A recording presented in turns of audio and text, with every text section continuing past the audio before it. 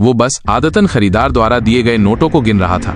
पक्का होने पर उसने एक कार की चाबी खरीदार को दे दी। खरीदार को जो चीज चाहिए थी वो बाहर खड़ी BMW कार में थी, पर कौन जानता था अगले ही पल उसके मुंह से खून निकलने लगा और वो यूं ही अपनी जान गंवा बैठा।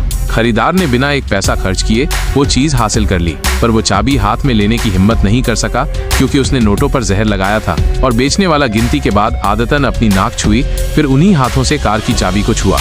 इसलिए खरीदार ने उसे रुमाल से लपेटकर पकड़ा, फिर एक बोतल पेट्रोल उसके ऊपर उड़ेल दी और आग लगा दी। वो गाड़ी गेट पर ही मिल गई।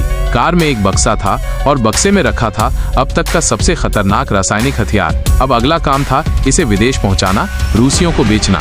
लेकिन इस खतरनाक चीज को एयरपोर्ट की सुरक्षा जांच से निकालना सबसे बड़ी चुनौती थी, क्योंकि कोई भी चीज स्कैनर से छुपाई नहीं जा सकती। इसलिए सुरक्षा कर्मी को सेट करना जरूरी था। इसके लिए आतंकवादियों ने ये तरीका अपनाया। पहले एयरपोर्ट के निगरानी तंत्र में घुसपैठ की, स्क्रीन पर मशीन ऑपरेटर को ढूंढा, फिर उसकी आईडी से नाम पता किया, नाम से उसकी सारी निजी जानकारी निकाल ली।